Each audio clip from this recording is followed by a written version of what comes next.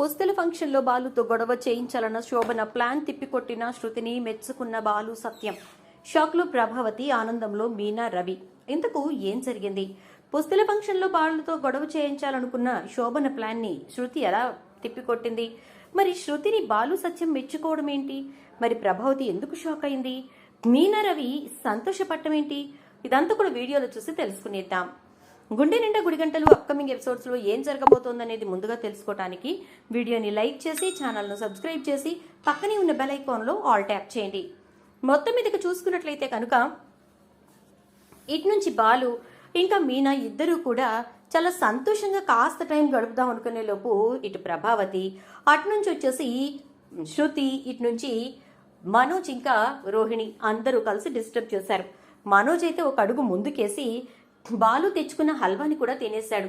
ఇక బాలు, మీనా ఇద్దరూ కొంచెం డిసప్పాయింట్ అయినా ఏమీ లేకపోతే ఏమైంది, నువ్వున్నావు నాకు, అది చాలు దా అంటూ బాలు మీనాని దగ్గరకు తీసుకుంటాడు. ఇక ప్రభావతికి ఇక్కడ కడుపు నొప్పి మొదలవుతుంది.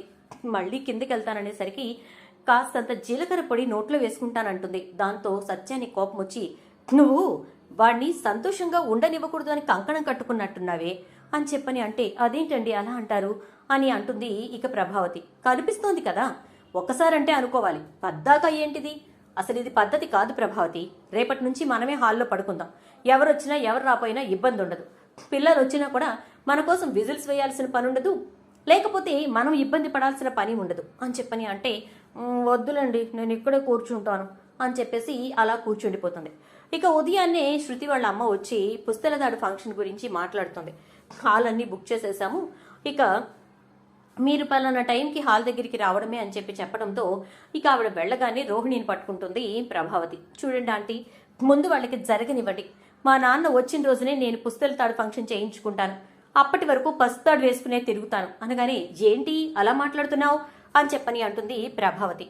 దయచేసి ఇక్కడితో వదిలేయండి ఆంటీ ప్లీజ్, నా మనసు ఏం బాలేదు. ఒక పక్క ఆయన రాడు, ఫోన్లో కలవడు, ఇక్కడ మీతో నేను చచ్చిపోతున్నాను, మీ అందరి మధ్యలో నేను చావడానికి మించి మంచి మార్గం లేదేమో అని చెప్పి రోహిణి అనేసరికి, వామ్మో ఇది అన్నంత పని చేసినా చేస్తుంది, లేనిపోయింది, నా కొడుక్కి అసలే ఇష్టపడ్డ అమ్మాయి ఎందుకు వచ్చిందిలే అని చెప్పి, సరే సరే అయితే అంటుంది ప్రభావతి. ఇక అలా మొత్తానికి ఆ విషయాన్ని అక్కడికి వదిలేస్తుంది. ఇంకిక్కడ శోభన అయితే తను అనుకున్నది నెరవేరాలంటే ఖచ్చితంగా బాలు అక్కడికి రావాలి, రావద్దు అని చెప్పి చెప్పటం వల్ల అందరూ కలిసి ఎలా అయినా సరే బాలుని వచ్చేలా చేస్తారు అని చెప్పేసి అది కూడా నన్ను ఒప్పిస్తారు అని చెప్పి ప్లాన్ చేస్తుంది. అనుకున్న ప్రకారంగానే ఇక ఇంట్లో అందరూ కలిసి ఫంక్షన్కి బాలు రావాల్సిందే, రాకపోతే మేము రాము అని ప్రభావతికి చెప్పడంతో అదే విషయాన్ని శోభనకు చెప్తుంది ప్రభావతి. అలా చెప్పేసరికి, సరే వదిన గారు, ఇక ఆయన వచ్చినా ఏ గొడవ చేయకుండా ఉండమనండి చాలు అని చెప్పని అంటుంది శోభన. ఇక అలా మొత్తం మీద ఒప్పించుకున్నాను కదా అని ప్రభావతి చాలా హ్యాపీగా ఫీల్ అవుతుంది. శోభన కూడా నాకు కావాల్సింది కూడా వాడు రావడమే అని చెప్పని అనుకుంటుంది. మొత్తానికి అందరూ ఫంక్షన్ హాల్ దగ్గరికి చేరుకుంటారు. ప్రభావతి ఇంకా కామాక్షి అయితే చాలా హ్యాపీగా ఫీల్ అవుతారు, చాలా సంతోషంగా డాన్సులు కూడా వేస్తారు. ఇక ఈలోపు ఇటు నుంచి ప్రభావతి ఎక్కడ ఈ బాలు గొడవ చేస్తాడో ఆవిడ వద్దన్నా కూడా ఒప్పించి పిలిపించాను అని చెప్పి కంగారు పడుతూనే ఉంటుంది. తన కంగారుకి తగ్గట్టుగానే ఇక అక్కడ బాలుని రెచ్చగొట్టే పనులు మొదలు పెడుతుంది శోభన. అలా మొదలుపెట్టి బాలు చెవిన పడేలాగా, ఏమండి మొత్తానికి ఏర్పాట్లు బాగా చేశారు మీ వియ్యాలవారు అనగానే, వియ్యాలవారా, వాళ్ళకంత సీన్ ఎక్కడుంది, మొత్తం ఫంక్షన్ హాల్ బుక్ చేసిందే మేము, ఈ ఖర్చంతా పెట్టుకుంది కూడా మేమే, ఎంతైనా ఆడపిల్ల వాళ్ళం కదా తప్పదు, ఉన్నంతలో బాగా చేస్తామని చెప్పి వాళ్ళు అన్నారు, కానీ నేనే ఇదంతా ఏర్పాటు చేసుకున్నాను, ఉన్నంతలో చేయడానికి మేమేమన్నా కూటికి గతలేని వాళ్ళమా, లేకపోతే ఏ పూట కాపూట వెతుక్కునే వాళ్ళమా అంటుంది ఇక శోభన. ఆ మాటలు బాలు చెవిన పడతాయి. ఈలోపు ఆళ్లలో ఒక ఆవిడ, ఏమండి మీరేం అలా అనవసరం లేదు, ఎందుకంటే పుస్తల ఫంక్షన్కి ఖర్చు పెట్టాల్సింది ఆడపిల్ల తరపు వాళ్లే, మీరు దానికి తగ్గట్టుగానే చేశారు, మీ రేంజ్ ఇది కాబట్టి ఇలా చేశారు అని చెప్పని అనగానే శోభన ముఖం వాడిపోతుంది. బాలు నవ్వుకుంటూ అక్కడి నుంచి వెళ్ళిపోతాడు. ఇక అయిపోయిన తర్వాత మళ్ళీ బాలుని రెచ్చగొట్టే ప్రోగ్రాం మొదలు పెడుతుంది. అమ్మాయికి బోల్డెన్ నగలు దిగేశారు, వాళ్ళ అత్తింటి వారా అని చెప్పని అడుగుతారు ఒకళ్ళొచ్చి. అయ్యో వాళ్ళ అత్తింటి వాళ్ళకి అంతెక్కడుందండి, ఇదిగో ఈ భోజనాలకి వచ్చి ఈ పూట గడిచిపోయింది అనుకునే ఫ్యామిలీ అది, అలాంటి వాళ్ళు నగలు దిగేస్తారా, శృతి ఒంటి మీదున్న చిన్న ఉంగరంతో సహా ప్రతిదీ మేం పెట్టిందే అని చెప్పని అంటారు అంటుంది శోభన. ఆ మాటలు విన్న బాలుకి చాలా కోపం వస్తుంది. కానీ తమాయించుకుంటాడు. ఎందుకంటే మీనా వచ్చే ముందే ఒట్టు పెట్టించుకుంటుంది. అలా ఒట్టు పెట్టించుకుని ఆ ప్రకారంగానే బాలుని సైలెంట్గా ఉండేలా చేస్తుంది. ఇక బాలు అక్కడి నుంచి వెళ్ళిపోతాడు. అయిపోయిన తర్వాత ఇక శోభన ఏంటి ఎంత చేసినా బాలు గొడవ చేయట్లేదు అని చెప్పని అనుకుంటూ ఇక పుస్తల తాడు ఫంక్షన్ జరుగుతూ ఉండగానే అక్కడ తాడు కనిపించట్లేదని గొడవ పెడుతుంది శోభన. శృతికి ఎగ్జాక్ట్గా మౌనిక పుస్తల తాడు ఫంక్షన్ గుర్తొస్తుంది.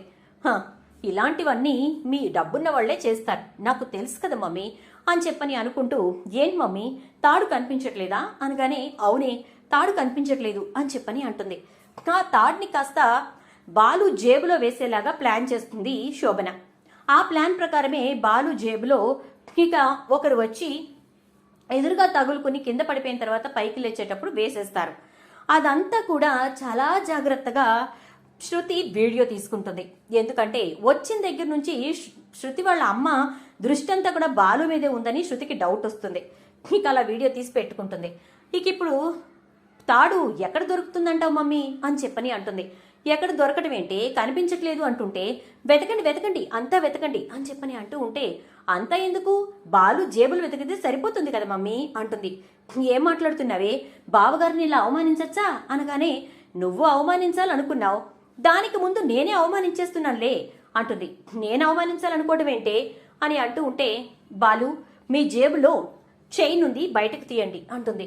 నా జేబులో చైన్ ఉండడం ఏంటి డబ్బుడమ్మా, నాకేం అవసరం అంటే అయ్యో అది మీకు అవసరమని నేను అనలేదు, మీరు తీశారని నేను అంటలేదు, మీ ప్రమేయం లేకుండానే ఆ చైన్ మీ జేబులోకి వచ్చింది తీయండి అంటుంది. మాయమంత్రం చేసినట్టుగా నిజంగానే శృతి చెప్పినట్టుగా తన జేబులో ఉన్న చైన్ని బయటకు తీస్తాడు బాలు. అందరూ ఒక్కసారిగా షాక్ అయిపోతారు.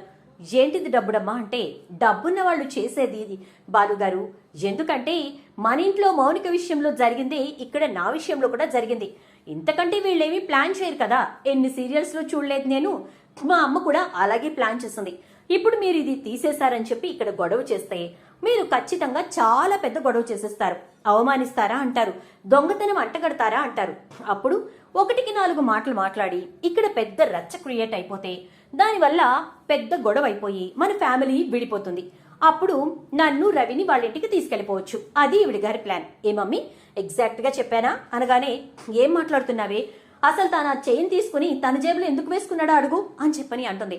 ఓ ఈ పాయింట్ ఒకటి ఉంది కదూ, ఎస్ చెప్పండి బాలు, మీరు ఆ చైన్ తీసుకుని మీ జేబులో ఎందుకు వేసుకున్నారు అంటుంది.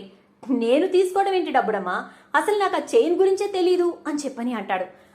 ఎస్ ఇది కరెక్ట్ పాయింట్ మమ్మీ, ఆ చైన్ గురించి బాలుకి తెలీదు, తెలిసిన వాళ్ళు ఎవరో చెప్పనా అని చెప్పి ఇదిగో ఈ వీడియో చూడు అని చెప్పి చూపిస్తుంది. ఆ వీడియోలో క్లియర్ గా శోభన ఆ చైన్ ని తీసుకొచ్చి ఒక ఆవిడ చేతికివ్వటం, ఆవిడ వెళ్ళి ఒక అబ్బాయి చేతికివ్వటం, అతను బాలుకి ఎదురుగా వచ్చి తగులుకుని ఆ చైన్ ని కాస్త బాలు జేబులో వేయటం క్లియర్ గా ఉంటుంది. ఇది జరిగింది ఓకేనా. చైన్ బాలు జేబులోకి ఎలా వచ్చిందో చూసావుగా మమ్మీ, సో బాలు తప్పేమీ లేదు కదా అని చెప్పని అంటూ ఇప్పుడు నువ్వు వేసుకున్న ప్లాన్ ప్రకారం ఇక్కడ పెద్ద గొడవ జరగటం, మా ఫ్యామిలీ అంతా విడిపోవటం, దాంతో రవి నేను ఇంటికి వచ్చేయటం, నువ్వు అనుకున్నట్టు ఇల్లరికం నేను రావడం, అదే రవి రావడం జరిగిపోతుంది అనుకున్నావు, బట్ అది మాత్రం జరగదు. ఇన్ కేస్ ఒకవేళ అలాంటిది జరగాలని నువ్వు ప్లాన్ చేసుకున్నా జరిగేదేంటో తెలుసా, నేను ఒక్కదాన్నే మన ఇంటికి వస్తాను, కారణం రవి తన ఫ్యామిలీని వదిలి రాడు, అలా రాకూడదు అనే కంకణం కట్టుకునే తను ఖచ్చితంగా అంతకైతే నన్ను వదిలేసి వెళ్ళిపోతాను అన్నాడు. అనగానే సత్యం రవి దగ్గరికి వచ్చి ఏరా అని అంటే అవును నాన్న అప్పుడే శృతి మన ఇంటికి వచ్చింది అని అంటాడు. అప్పుడు బాలు వెరీ గుడ్, భర్త కోసం భార్య అడుగులు వేయటం అంటే ఇదే, చెడువాడు నిన్ను వదిలేసి వెళ్ళిపోతానన్నా వెళ్ళిపోతాను కానీ నా కుటుంబాన్ని వదులుకోను అంటే నువ్వే నాకు సర్వస్వం కాబట్టి నీ కుటుంబం కూడా నాకు కావాలి అని నువ్వు అడుగులు వేసావే, అది చాలా గ్రేట్ డబ్బుడమ్మా, అంత చదువుకుని అంత డబ్బుండి చాలా గొప్పగా ఆలోచించావు అంటాడు బాలు. థ్యాంక్స్ బాలు అంటుంది. మామయ్య గారు నేను మన కుటుంబాన్ని విడదీయాలని అస్సలు అనుకోవట్లేదు, కాబట్టి ఈ ఫంక్షన్లో వీళ్ళు నాకు మెడలో పుస్తల తాడు వేసినా వేయకపోయినా పర్వాలేదు, నా దగ్గరున్న డబ్బుతో నేను పుస్తల తాడు కొనుక్కునే వచ్చాను, ఇదిగోండి ఇదే నా మెడలో అలంకరించండి అంటూ మమ్మీ నువ్వు వేసిన ప్లాన్ ప్రకారం నీకు ఇక్కడ చాలా డబ్బు ఖర్చు అయిపోయింది, ఒకవేళ నాకు ఇవ్వాలి అనిపిస్తే ఈ డబ్బంతా అప్పు కింద రాసుకుని నేను నీకు తీరుస్తా, లేదు, నువ్వు వేసిన ప్లాన్కి ఇది సరిపోతుంది అనుకుంటే ₹1 కూడా నీకు ఇవ్వను, సరేనా? ఇక్కడైతే పుస్తల తాడు ఫంక్షన్ జరుగుతుంది. అది నేను నా భర్త ఇచ్చిన డబ్బులతో కొనుక్కున్న దాంతోనే జరుగుతుంది. నా అత్తింటి వాళ్ళు పేదవాళ్ళు కావచ్చు, కానీ అభిమానానికి పేదవాళ్ళు కాదు, ఆత్మాభిమానాన్ని చంపుకునే వాళ్ళు అంతకంటే కాదు అంటుంది శృతి. దాంతో బాలు క్లాప్స్ కొడతాడు. సత్యం, మీనా ఇంకా రవి అందరూ కూడా క్లాప్స్ కొడతారు. రోహిణి కూడా ఒక రకంగా చాలా బాగా మాట్లాడావు శృతి అని క్లాప్స్ కొడుతుంది. మనోజ్, ప్రభావతి మాత్రం షాక్ అయిపోతారు. అమ్మా, ఇప్పుడు వాళ్ళ ఇంటి దగ్గర నుంచి రావాల్సినవేవి మనకి రావనుకుంటా అని మనోజ్ అంటే, అదే కదరా మొత్తం అంతా చెడగొట్టేశారు అని చెప్పని అనుకుంటూ ఉండగా, వదిన గారు ఏదో చిన్నపిల్ల అంటే, అదేం చిన్నపిల్లండి, చిన్నపిల్లేం కాదు, చాలా తెలివిగానే మాట్లాడింది, పర్వాలేదురండి, మేం చేయాలనుకున్న ఫంక్షన్ చేసి మేం వెళ్తాం అని చెప్పి తను తీసుకొచ్చిన తాడిని శృతి మెళ్ళలో వేయమని చెప్పి శోభన అంటుంది. దాంతో ఇక తప్పని పరిస్థితుల్లో అదే వేసి మొత్తానికి కార్యక్రమాన్ని అయితే ముగిస్తారు. ఆ తర్వాత అందరూ ఇంటికి వచ్చాక శృతిని మీనా దగ్గరకు తీసుకుని, చాలా థ్యాంక్స్ శృతి, నా భర్త గౌరవాన్ని కాపాడటమే కాకుండా ఈ కుటుంబం ఎక్కడ కూడా తలదించుకోకుండా చేశావు అని చెప్పని అంటూ ఉంటే, అదేంటి మీనా, ఇది మన కుటుంబం, మనమే కదా మనం కాపాడుకోవాల్సింది, నువ్వే చెప్పావు మనం కోడళ్లుగా ఈ ఇంటి గౌరవాన్ని ఎప్పుడూ పెంచాలే తప్ప తగ్గించకూడదని అంటుంది. చూద్దాం మరి రాబోయే ఎపిసోడ్స్ లో ఏం జరుగుతుందో. వీడియో నచ్చితే లైక్ చేసి వీడియోని షేర్ చేయండి, అలాగే ఛానల్ సబ్స్క్రైబ్ చేసుకోండి, పక్కనే బెల్ ఐకాన్ లో ఆల్ ట్యాప్ చేయడం మర్చిపోకండి. Thank you.